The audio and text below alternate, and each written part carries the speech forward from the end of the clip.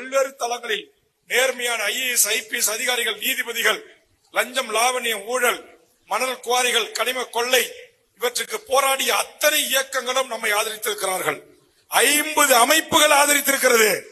திமுக நினைக்கிறாங்க இந்த 50 அமைப்புகள் தனிநபர்கள் தானே, அல்லது அவர் கூட 5 பேர் 10 பேர் கூட இருப்பான்னு. அது இல்ல. நீங்க வேணா பணம் இருக்கு, படைபலம் இருக்கு, நீங்க ஆட்சிக்கு வந்துடலாம். ஆனா 5 ஆண்டு காலம் தமிழ்நாட்டின் எதிர்க்கட்சி அரசியல் யார் கையில் இருக்கும் என்று சொன்னால் வேல்முருகன் கையில் தான் இருக்கும்.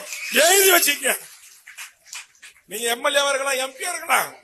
நான் அதிலே இருக்கிற போது அமைக்கி வாசிக்க வேண்டிய சூழல் எனக்கு இருந்துச்சு. இப்ப சுதந்திரம்.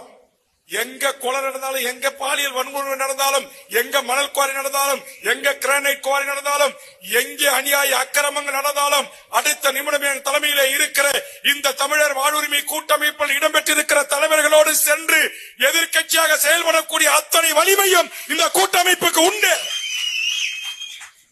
ஏன்னா உதயகுமாரன் போன்ற ஒத்தாளுதான் ஒட்டுமொத்த இந்திய அரசுடைய கண்ணில விரல விட்டாட்டினா கூடங்குளம் அணு உலைய போராட்டம்.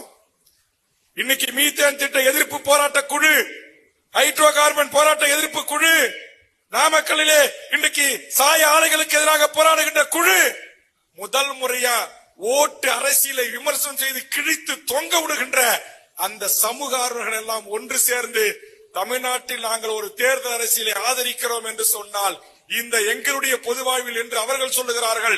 இயக்கம் கட்டிய பிறகு, அமைப்பு கட்டிய பிறகு முதலில் ஒரு அரசியல் கட்சியின் தலைமைக்கு பின்னால் நாங்கள் அணிவகுத்து வருகிறோம் என்று சொன்னால் நெஞ்சுரம் கொண்ட, தன்மானம் உள்ள, சுயமரியாதை உள்ள, முதுகலம் உள்ள முத்தமிழன் வேல்முருகன் என்று அவர்கள் பேசுகிறார்கள்.